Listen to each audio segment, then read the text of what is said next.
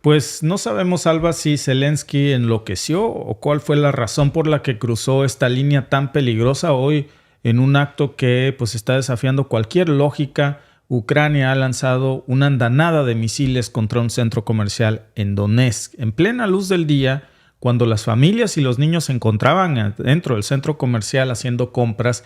Y las imágenes que ustedes vieron en un principio son realmente impactantes. El centro comercial Galáctica, que es pues uno de los más concurridos de la ciudad, pues ahora envuelto en llamas, como pudieron ustedes observar, estas columnas de humo negro que ya se elevaban hasta el cielo y que están mostrando el nivel de devastación de ataques militares a objetivos civiles. ¿Qué pretende Kiev con este tipo de acciones? Estamos presenciando una escalada sin retorno que podría arrastrar a la región entera a un conflicto mucho más devastador, pero sobre todo ya estamos viendo un patrón que no se había visto de Ucrania con todo y los altibajos de la guerra. Este tipo de imágenes de ataques deliberados a estructuras civiles, a centros comerciales, también atacaron un hospital, atacaron también un centro de departamentos.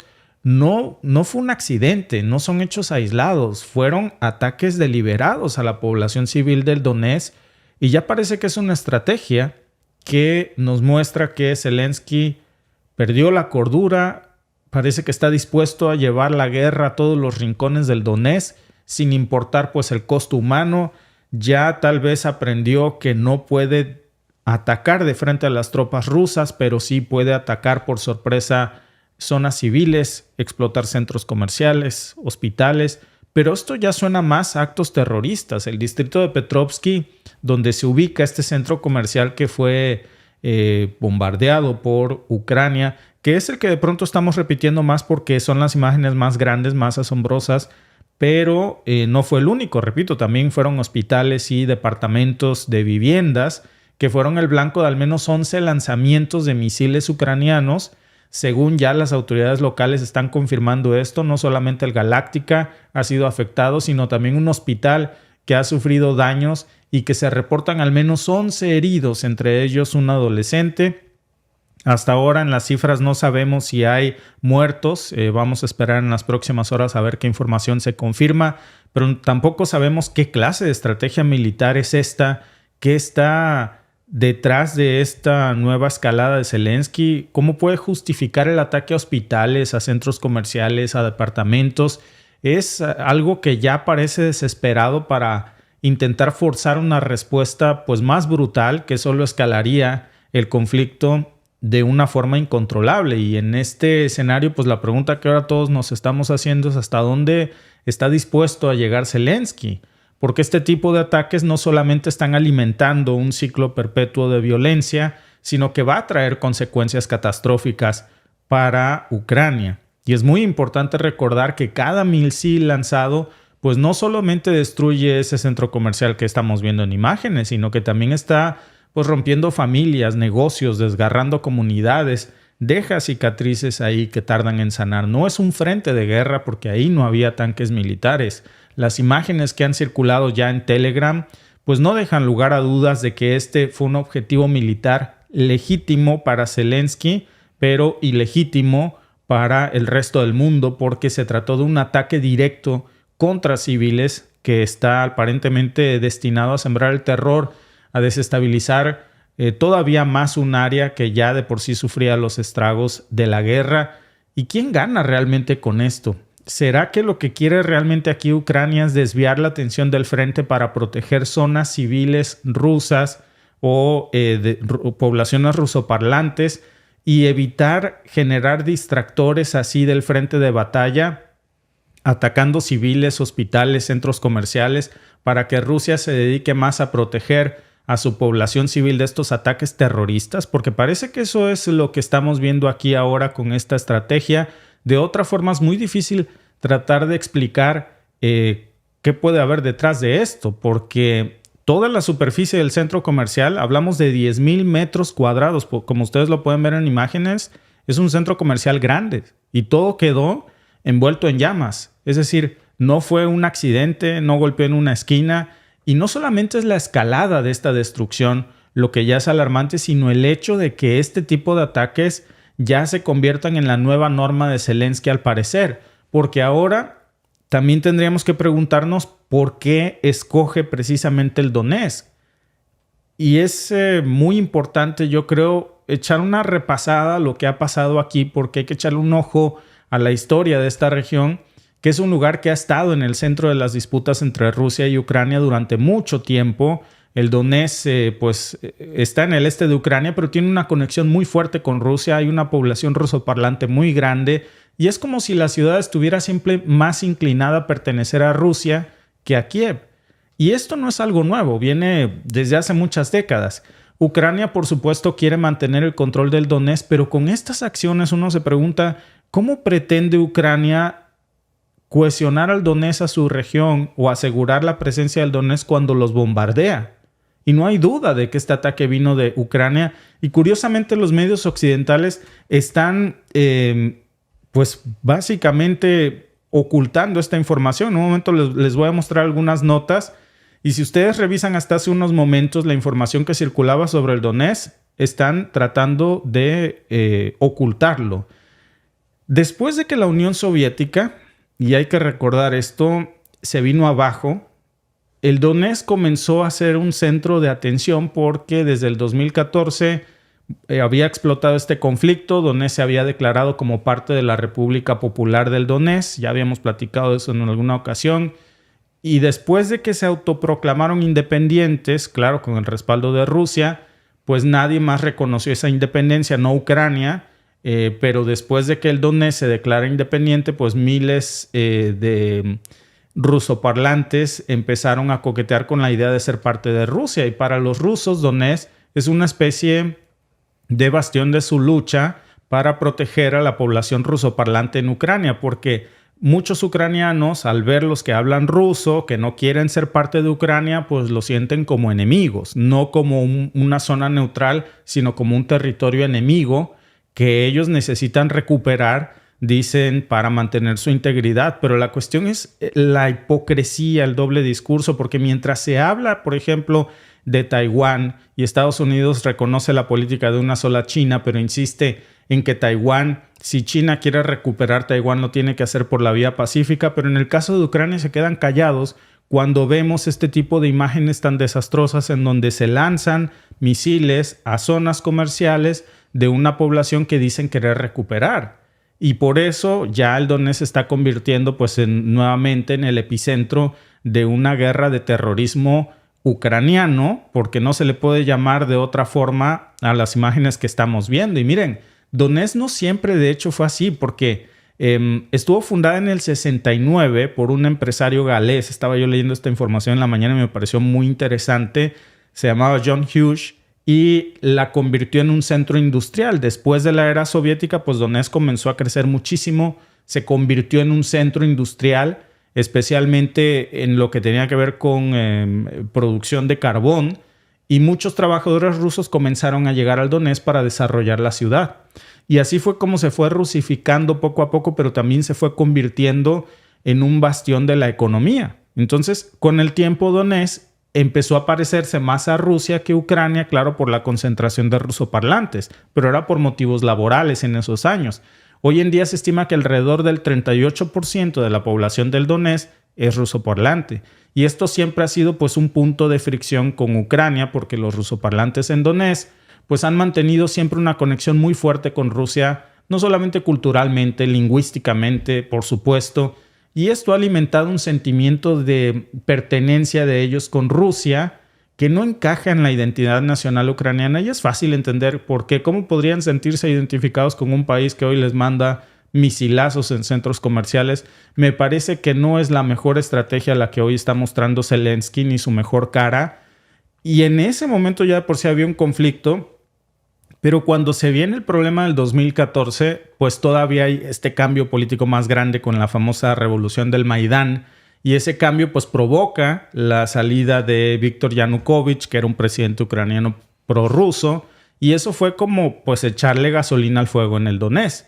Toda la región, junto con Lugansk, se declaró independiente de Ucrania, formaron la República Popular del Donetsk, que ha estado en guerra con las fuerzas ucranianas desde entonces, y ahora pues parece que tienen un poco de esa represión de si no estás conmigo, pues entonces te voy a reducir a cenizas. La tristeza es saber que el equipo occidental, el que se supone que la OTAN había mandado a Ucrania para defenderse, se está reduciendo a este uso, a un uso terrorista que lo mismo ataca zonas civiles, centros comerciales, hospitales, en donde no hay defensa militar y en donde el objeto o el objetivo de estos ataques pues son niños, son mujeres, son gente del Donetsk en este caso, y pues se vuelve a abrir esta herida, Alba, que ya parecía pues no cerrada, pero este tipo de ataques no tienen precedente reciente, pues en esta nueva etapa del conflicto ya parece que es la nueva norma de Zelensky. Claro, sobre todo cuando se están atacando objetivos civiles, son actos terroristas. Si lo estuviera haciendo Rusia, ahorita estuviéramos viendo muchísimas otras notas. Y no se trata de quién lo haga, lo deplorable es que se utilice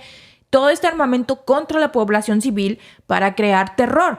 Porque en la guerra lo que habíamos visto hasta ahora y lo que había hecho Ucrania era atacar objetivos, bueno, hace unas semanas había atacado una playa con turistas, pero habían atacado objetivos civiles que dijeron que se desvió el misil y cayó en la playa con turistas. Bueno, en un día de festejo.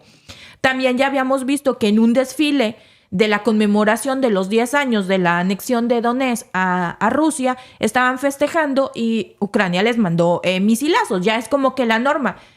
Atacar población civil para infundir el pánico, sobre todo si es de Lugansk y Donetsk, después del referéndum del 2014, como que no se le ha perdonado a ellos que a pesar de que un alto número de su población sea rusoparlante, quieran unirse a Rusia, como que todavía les traen el odio y es como que se merecen todas las desgracias del mundo y por eso los bombardean tanto. Y como decías tú, los medios tradicionales callan. Y los medios tradicionales empiezan a traer otro tipo de información, pero siempre dejan un dejo, este tipo de medios siempre dejan una línea a seguir de dónde viene realmente la mano que mece la cuna, aunque todos ya la sabemos, porque muchos decían en el chat, es que Zelensky se enloqueció, se quiere ir. Zelensky no mueve un solo dedo en Ucrania sin la autorización de los jefes. Entonces, todo lo que hace Zelensky es, por supuesto, porque tiene una línea que cumplir. O se fue a tomar un training con Netanyahu para tomar estrategias terroristas de atacar a poblaciones civiles y genocidios étnicos. Claro. Porque evidentemente aquí hay un odio a la población rusoparlante. Sí. Y fue un ataque dirigido a niños, a mujeres, a hombres rusoparlantes. Porque no había, ustedes pueden ver en estas imágenes, no había una base militar cerca, no había una bodega de armamento donde fabricaran armas, balas, nada, Alba. Era un centro comercial, era un hospital, eran zonas habitacionales. Y yo hasta este momento, mira, Alba, por el beneficio de la duda, volví a buscar qué medios traen esto. Si ustedes se meten a Telegram, por ejemplo, o a X, están subiendo los videos desde el Donetsk. Muchos videos están subiendo, ni para negar que esto está ocurriendo, de el ataque de los misiles a hospitales, al centro comercial. También hay imágenes de departamentos. En español, uno que otro medio lo trae, Alba, medios muy pequeños. Sí. Pero la BBC, D&W, RT por supuesto que lo trae, pero la BBC, D&W, La Razón, este tipo de medios de New York Times, el Washington Post, no traen una sola nota hasta este momento que estoy hablando aquí, no sé, más tarde, que esté cubriendo esto que me parece gravísimo, Alba. Pero si este ataque se hubiera dado en Kiev, por ejemplo, o en una zona ucraniana, entonces sí. Si este ataque se hubiera dado en Israel, entonces sí. Pero como es en el Donetsk, el mundo se calla y hasta parece ocultarlo. Y eso, Alba, nos habla de una complicidad. ¿Qué piensa una línea editorial cuando ve esto y dice, no, eso no lo publiques? Claro. ¿Quién les da esa instrucción y cuál es la razón o el objetivo del que instruye que esto no se difunda? Bueno, pues pueden ver en algunos medios. A mí me gusta ver mucho algunos medios, entre ellos me declaro fan porque luego me hacen el día, La Razón. Y en su versión de La Razón Internacional podemos ver un poco de la línea editorial que traen algunos medios. La Razón es un medio muy, muy importante. Uno de sus principales dice, Rusia dice haber interceptado 12 misiles desde Ucrania en dirección al puente de Crimea. Esto sí. no es novedad. Entonces, que ataquen el puente de Crimea no es novedad. Otro acto terrorista. Otro acto terrorista, pero es aquí. Rusia dice, si fuera Ucrania es, Rusia ataca a Ucrania. Claro. No dice, ahí se afirma. Aquí se pone en tela de juicio. Yo creo que debería de ser el mismo tipo de discurso para los dos. Luego, como les digo, este tipo de acciones siempre dejan un hilito a seguir. El comandante supremo de Estados Unidos en Europa explica por qué Rusia no puede detener el avance ucraniano en Kursk. Ahí tienen ustedes la respuesta de lo que está pasando. No son decisiones de Zelensky. Si nosotros creemos realmente que Zelensky está tomando la batuta de esto, es completamente erróneo. Ahí está. Luego, las fuerzas de asalto aéreo ucranianas muestran cómo empezó la incursión en la región rusa de Kursk. Esa es otra nota. Luego, muere uno de los pilotos del bombardeo estratégico ruso Tu-22M3 que se estrelló en Siberia.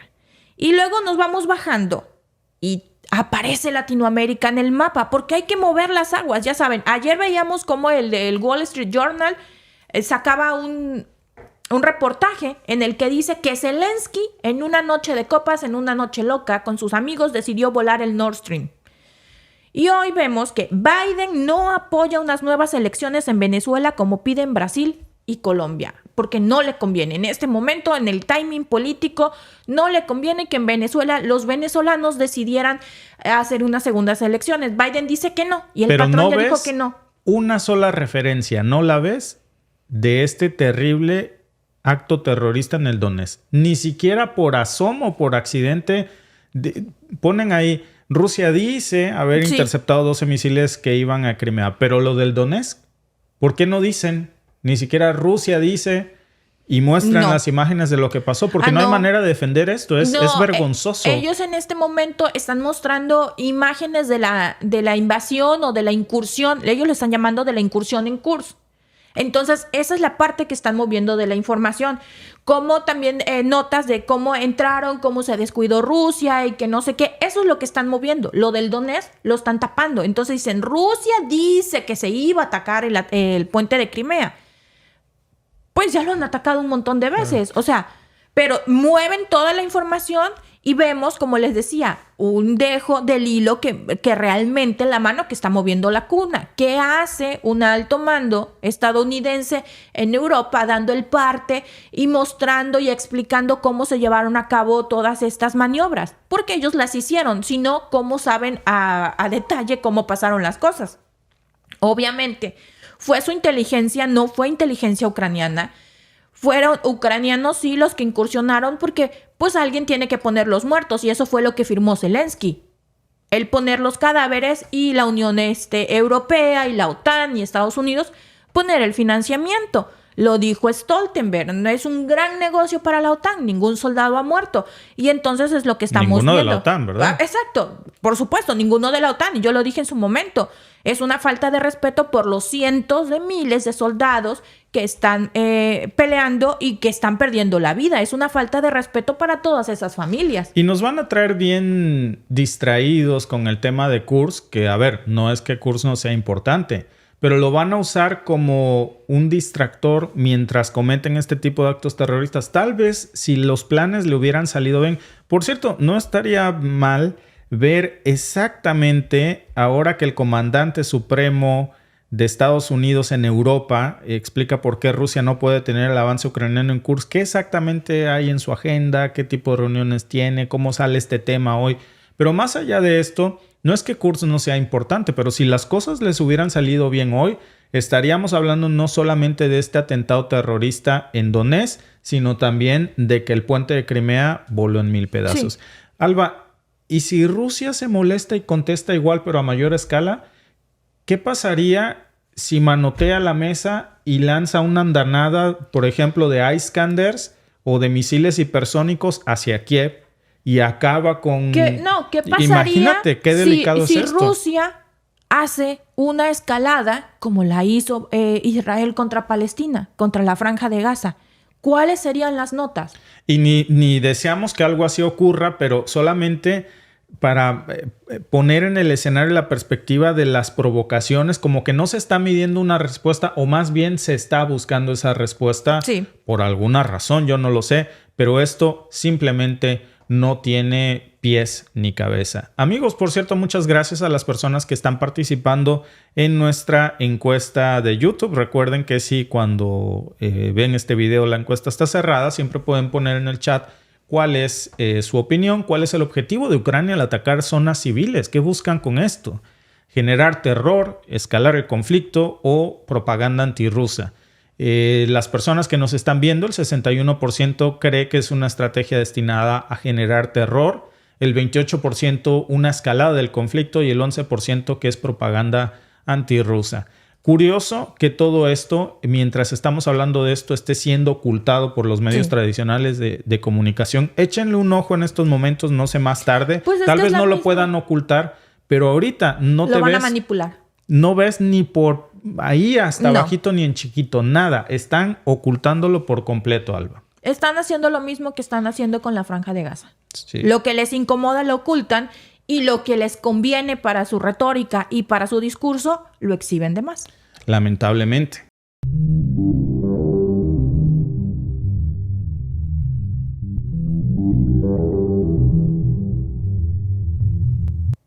Las tropas ucranianas están atrapadas en una verdadera encrucijada y, por cierto, una bastante peligrosa. Ya se veía venir. Mientras están intentando sostener su ofensiva en la región de Kursk, su frente oriental ya está colapsando. La presión es tal que las fuerzas rusas ya rompieron este flanco oriental. Era cuestión de tiempo, un juego de ajedrez mortal, pero la lógica más común nos indicaba que esto iba a pasar. Cada movimiento en esta guerra, sobre todo en la posición en la que se encuentra Ucrania, llevaba un sacrificio inevitable, pero el sacrificio que está pagando aquí es demasiado grande para su propio país. Ucrania, es verdad, logró una incursión muy audaz en territorio ruso, algo que nadie veía venir, pero el precio que está pagando por hacerlo es altísimo. Y las líneas de defensa en el este ya están literalmente rotas. La pregunta es, ¿cuánto territorio va a perder Ucrania gracias a esta jugada?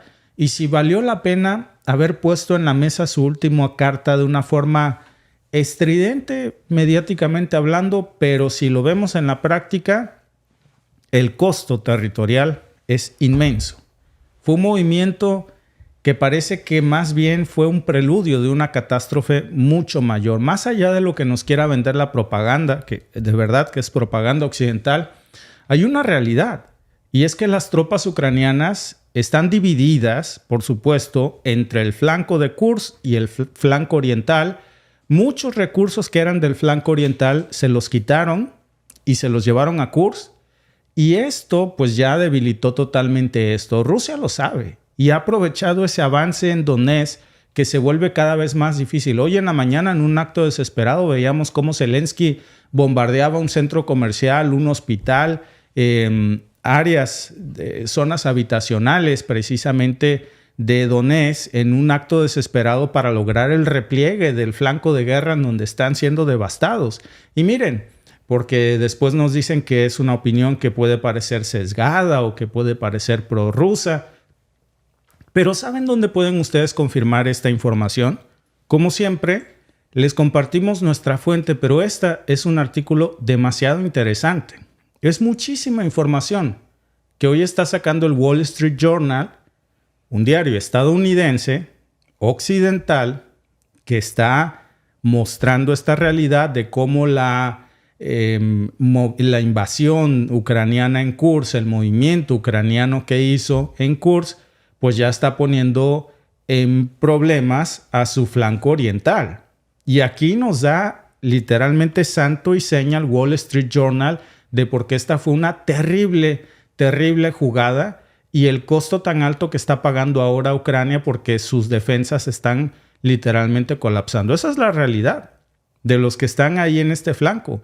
Ya hay una superioridad numérica rusa ahí. El armamento que está desplegado pues le está permitiendo a Rusia ganar un terreno a un ritmo que no habían soñado.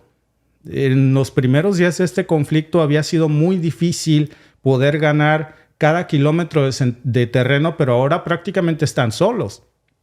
¿Cómo va Ucrania a mantener el control de todos estos puntos estratégicos si les ha quitado tropas, les ha quitado blindados, les ha quitado armamento, municiones, hasta balas, porque todo eso se fue para Kursk. Ya en la región del Donetsk, según lo informa el Wall Street Journal, la situación es bastante crítica. Rusia está empujando hacia el centro logístico de Povrovsk. Acuérdense que antier hablábamos de esto, de cómo Povrovsk era un nudo vital y ya era cuestión solamente de horas para que cayera y finalmente pasó. Y ahora pues ya se está cortando desde ahí el suministro de las tropas ucranianas que estaban defendiendo la región precisamente para que Rusia no avanzara. Bueno, pues esto ya colapsó. No es solamente una cuestión de que perdieron terreno, sino la sobrevivencia de esas tropas, porque ahora que Ucrania ya perdió el acceso a Pokrovsk, pues las fuerzas ucranianas en lugares como Chasiv Yar, ojo con esto, porque Chasiv Yar había sido un punto neurálgico en disputa para el control de toda la región y ahora ya es cuestión también de tiempo para que quede totalmente rodeada y eventualmente las defensas ucranianas sean aniquiladas. Ya lo está diciendo esto el Wall Street Journal, repito, no lo están diciendo fuentes prorrusas, no lo está diciendo Sputnik ni RT, lo está diciendo el Wall Street Journal. Y mientras que esto pasa, pues los combates ya se están intensificando. Las fuerzas del Kremlin no solamente están avanzando con mucha rapidez, sino que también están utilizando tácticas cada vez más arriesgadas, cada vez más letales. Por ejemplo, ya han incursionado con fuerzas motorizadas, pero concretamente con motociclistas en el frente oriental. Y estas tácticas, pues, parecían como un acto desesperado en un principio, pero han demostrado ser bastante efectivas para desgastar a las fuerzas ucranianas y para exponerlos en sus posiciones porque los están rodeando rápidamente. Y los ucranianos pues están tratando de resistir con lo poco que les dejaron, pero la realidad es que tienen una falta de soldados enorme. La munición que tenían se la llevaron en su mayoría para Kursk, para atacar ese frente, y dejaron a esta posición oriental extremadamente vulnerable. No van a poder aguantar mucho ya antes de tener que entregar Chasiv Yar. Recordemos esto en unos días, porque es cuestión de tiempo.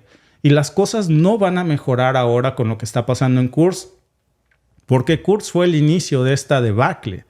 A pesar de todo el flujo de ayuda militar occidental, de los recientes suministros, pues son insuficientes porque se ha hecho un pésimo uso de estos recursos con este movimiento.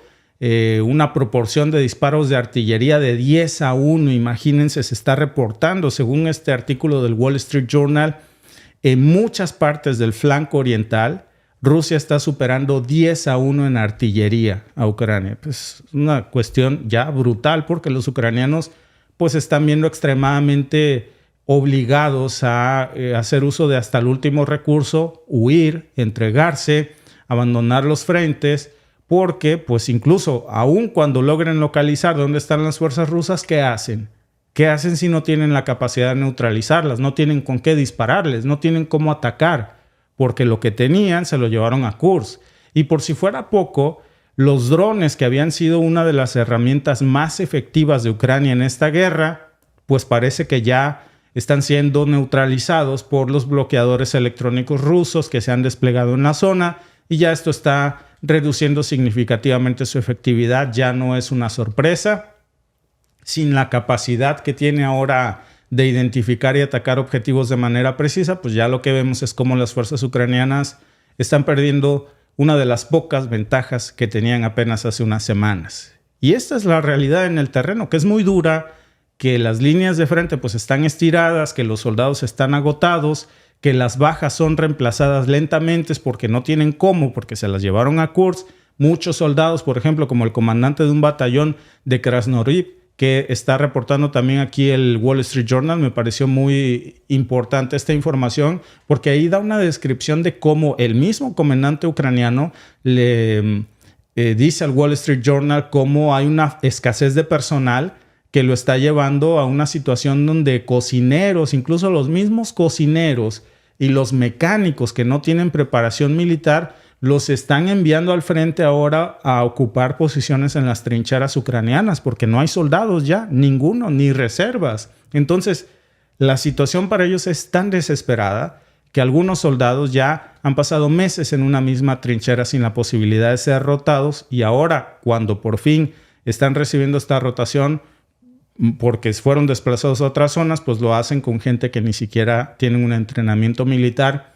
Y por el otro lado estamos viendo a las fuerzas rusas que tienen un suministro casi interminable de municiones y que es cierto que están sufriendo algunas bajas en Kursk en los días pasados, pero tienen una capacidad de reemplazo de sus soldados que está mucho más allá que la de Ucrania, y a medida que está avanzando el verano, pues ya vemos cómo las fuerzas rusas siguen presionando, siguen tratando de aprovechar cada debilidad que encuentran en las defensas ucranianas, pero no tuvieron que esforzarse mucho aquí, porque Ucrania les ha regalado prácticamente en charola de plata Chasiv Yar y casi todo el Donetsk. Después de tanto buscarlo, parece que ese regalo se lo da Kiev a Rusia sin planearlo. O tal vez sí, no sabemos. Puede que Ucrania logre mantener sus posiciones aquí. Es difícil porque ya no tienen parque, pues como decíamos en los tiempos de la Revolución Mexicana, como se decía, no tienen ya equipo militar, no tienen blindados.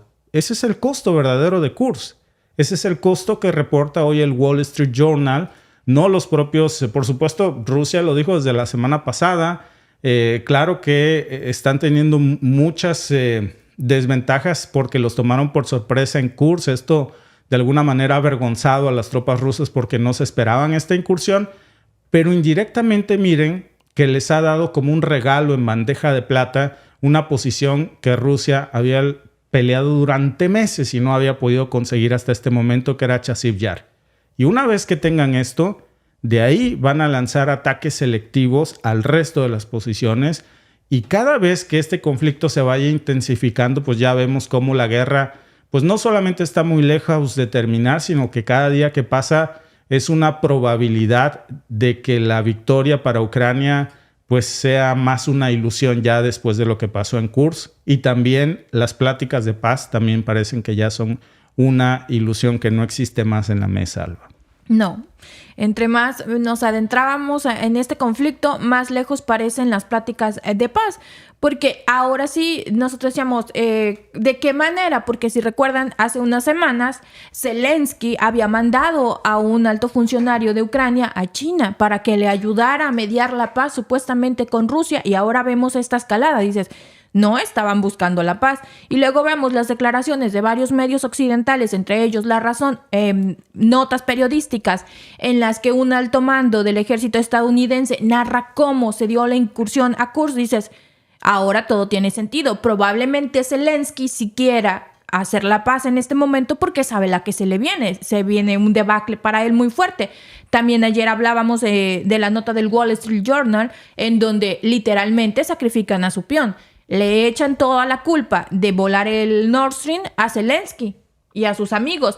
Y hoy vemos este tipo de notas en donde dicen que no tiene algo que ya sabíamos todos. Que nosotros decíamos, es una operación suicida lo que está haciendo Zelensky porque él lleva meses diciendo, mucho tiempo, las pocas armamento que le había llegado habían volado los trenes. Cuando hicieron tu incursión en Sumy, Rusia obtuvo unas bodegas de la OTAN con armamento. O sea, sí tenían armamento, no a sobra. Por supuesto, en una guerra nunca sobra. Pero tenían unas bodegas que cuando Rusia hizo su incursión en Sumy, las tomó. Y voló varias vías férreas que comunicaban a esa parte de Sumy. No tomó todo Sumy porque, como recuerdan, Sumy es una de las ciudades en donde hay más fervor ucraniano. Es muy, muy nacionalista. Pero volaron unas bodegas de la OTAN en donde tenían armamento. Entonces, Zelensky llevaba diciendo varios tiempo que necesitaban más municiones, que necesitaban más armas. Nosotros pues podríamos pensar que es el típico o la típico estrabillo de que siempre trae, de que necesito más armas, necesito más dinero. Pero ahora con estas declaraciones del Wall Street Journal, pues nos damos cuenta que no nada más era su típico estrabillo. Sí necesita más armas y municiones y hoy lo estamos viendo. De hecho, también hay muchas notas porque si se acuerdan cuando inició la incursión, la guerra o la invasión o como ustedes lo quieran llamar, todo el equipo ruso tenía una Z para identificarse. Sí. Bueno, pues ahora todo el equipo ucraniano está teniendo un triángulo para poderlo identificar, para que las tropas ucranianas no confundan sus vehículos blindados con los vehículos rusos. Pues mira, Alba, ayer hablábamos precisamente también del Wall Street Journal. Pero de lo que hablábamos ayer era de la nota que sacaba el Wall Street Journal revelando esta información de que en una borrachera Zelensky fue el que autorizó volar el Nord Stream 2. Quien lo culpa es el Wall Street Journal. Y hoy la nota, esa fue la nota de ayer del Wall Street Journal. La nota de hoy es que fue una tontería la invasión de Kursk porque eso le va a costar a Kiev el colapso del frente oriental. Si yo mostrara estas notas sin decir la fuente de ayer y hoy, pensaríamos que es RT o Sputnik. Sí. ¿No te da la sensación de que parece que están entregando a Zelensky? Mucha crítica, ¿no? Porque usualmente estos medios... Te voy a decir ahorita por quién lo están entregando. Sí, muchas veces ya habíamos visto cómo estos medios encubrían a Zelensky, protegen a Zelensky, dan la perspectiva de que usualmente, como el resto de los medios de comunicación, Alba, traen la línea editorial de que Rusia está siendo avergonzada, que logró ser doblado por Ucrania, que Kursk está en manos de Kiev, etcétera, ¿no? Pero el Wall Street Journal desde ayer trae otra versión, trae otros datos. A ver, Zelensky fue el culpable de volar el Nord Stream 2. Hoy la nota que trae el Wall Street Journal, ahí pueden ver ustedes. Por cierto, la fecha también, esta nota es de ayer en la noche. La nota que saca ayer en la noche fue una tontería lo que hicieron en Kursk y eso le va a costar la derrota al flanco oriental y van a perder el Donetsk completo. Sí. Porque cuando caiga Chasiv Yar, que es lo que dice básicamente la nota, va a caer todo. Ya colapsó eso. ¿Y a quién están responsabilizando? A Zelensky. Aquí no hay nada que celebrar, según el Wall Street Journal, ¿eh? Están sacrificando a Zelensky porque la persona a la que quiere Washington se llama Arsen Avakov, que es el exministro de Interior de Ucrania, y que lo ve Washington como el hombre que podría ser la clave para abrir una nueva etapa en las negociaciones con Moscú, supuestamente. Pero este personaje tiene ciertos lazos con los grupos neonazis de Ucrania. Bueno. Y tiene fuertes, no es muy bien visto ni muy bien querido por toda la Unión Europea, pero es la ficha que va a mover Washington para quitar a Zelensky y va a ser Arsen Avakov.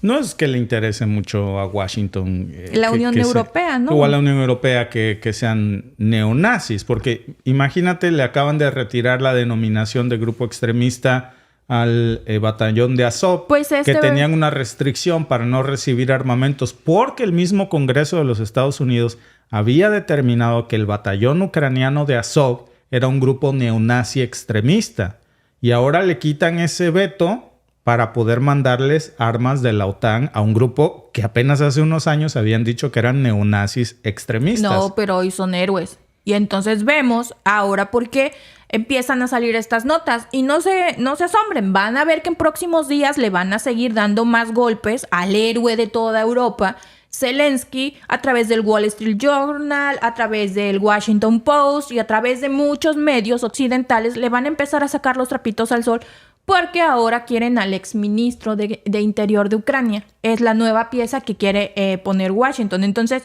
no va a haber elecciones, va a haber una dimisión y van a poner a Avakov. Pero es como un sinsentido, ¿no? Porque dices, ¿cómo es posible que este discurso que trae Rusia de desnazificar Ucrania, cuando lo comenzamos a escuchar decíamos, vaya discurso, ¿no? Si hubieran inventado otra excusa, ¿cómo que desnazificar Ucrania? Pero ya cuando vas viendo algunos datos que si hay un problema de neonazismo en Ucrania, cañón, ¿eh? Sí. Tienen ahí un problema muy arraigado. ¿Se está combatiendo? No se combate. Encima de que no se combaten, les están dando armas. ¿Qué hizo el batallón de Azov después de que le dieron las armas de última generación de la OTAN, después de que le levantaran el veto? ¿Te acuerdas? Salieron corriendo junto con otros grupos. Y todas las armas esas que les dieron no sabemos qué fue. Pues al mercado negro. Sí, siguen peleando en otros frentes. Sí, por supuesto, siguen ahí presentes.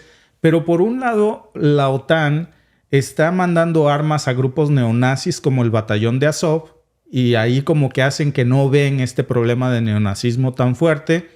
Pero cuando volteas a Israel, entonces se preocupan mucho por los discursos de antisemitismo, por la proliferación del antisemitismo. Vaya ironía, porque Alba, si tanto les preocupara que prolifere el antisemitismo, por qué le mandan armas a grupos neonazis en Ucrania como el batallón de Azov.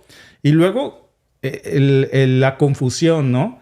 Palestina es un pueblo semita. Claro. Entonces, yo hoy veo un discurso muy fuerte y un odio antisemita en las redes sociales cuando se trata de Palestina. Ayer veía un video en Reino Unido de cómo no dejaron entrar una señora rubia de un acento muy británico, y decía que ella siempre iba a ese restaurante y no la dejaron entrar porque traía un prendedor de Palestina. Y le dijeron que por favor se quitara su prendedor de Palestina, de la bandera de Palestina, porque no podía entrar con él. Eso es un discurso antisemita, porque Palestina es un pueblo semita. Entonces, no hay una preocupación por la proliferación del antisemitismo cuando vemos esos discursos de odio a pueblos semitas, y por otro lado vemos cómo le mandan armas a grupos neonazis en Ucrania. Es que el antisemitismo es una píldora que se toma a voluntad. Sí, claro. Y encima están promoviendo a un reemplazo de Zelensky que está acusado de esto. Claro, sí. Pero esa parte no se ve, porque esa parte es la que conviene. Entonces, Claro. el otro lado, ¿cómo te vas a ir en contra de un socio, un aliado, un amigo, un compadre? No puedes. Tienes que sacar la cara por él. Entonces, por eso vemos que las redes sociales no van a ver mucha información acerca de lo que está pasando en Gaza. Y si la ven muy maquillada y muy disfrazada y muy escueta. Es más, En cambio, veamos cómo está pasando lo de la guerra, y lo decíamos. Dijeron primero que había ganado Ucrania en un día 1,000 kilómetros. Así, no decía cuadrados ni nada, 1,000 kilómetros. Esa era la nota estridente. Nosotros dijimos, ok, 1,000 kilómetros es más de Moscú, es un poquito antes de San Petersburgo. No estaban ni cerca. Luego, con los mismos datos de los mismos medios occidentales, empezaron a decir que si al caso eran 45 kilómetros dentro de Rusia, lo que había avanzado el batallón de Ucrania, por una franja de 12 kilómetros. Si ustedes hacen la matemática de 45 por 12, no son los 1,000 kilómetros. Pero esa es la narrativa que nos venden. Acá nos venden una idea fantasiosa, nos ponen todo así sumamente amplio. Luego en la mañana también veíamos otra nota donde decían, Rusia dice que paró misiles contra el puente de Crimea. Pero si lo hubiéramos visto que Ucrania dice que Rusia le puso, la nota no hubiese sido Ucrania dice que Rusia le mandó misiles. Rusia bombardea a Ucrania. Y es el tipo de discurso que dices, vamos a ser parejos. Si de un lado dices que dice Rusia, porque del otro lado aseguras lo que dice Ucrania, porque es la línea editorial. Si vemos, Claro. ¿por qué dices, pones en la línea editorial, supuestamente Israel bombardeó un hospital? Y estás viendo las imágenes de todo el Al-Shifa destruido, el hospital hecho añicos, un bombardeo letal y supuestamente, y el mundo calla. No hay una preocupación, Alba. No. Ahora que estamos viendo esto de lo que está pasando en Israel y el mundo calla, lo que está pasando en Ucrania, el próximo reemplazo de Zelensky, que es un neonazi, el apoyo a grupos calificados por mismo Washington como extremistas neonazis, como el batallón de Azov. Búsquenos, si no me creen, tipeen ahorita en Google batallón de Azov, neonazis, Congreso de Estados Unidos, y ustedes pueden ver cuándo el Congreso estadounidense le da esa denominación y le pone sanciones al batallón de Azov precisamente, y no podían recibir ningún tipo de armamento ni ayuda occidental. Ahora le levantan eso porque no les preocupa la protección ni al pueblo judío, ni del pueblo palestino, ni nada que tenga que ser semita. Es más, déjenme decirles algo, y no es un disparate. Uno de los principales promotores del antisemitismo es el gobierno de Israel. El mismo Netanyahu no protege a los judíos. Miren, yo el otro día les decía, y les mostraba un video que ahorita se los rescaté aquí, se los compartí en Telegram, y les decía, en una simple imagen, el gobierno de Israel contra el pueblo de Israel.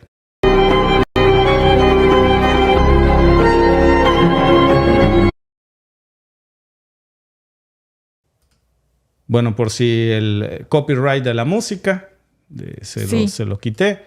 Pero ahí lo puedes ver en una imagen, Alba. El gobierno de Israel contra el pueblo bíblico de Israel.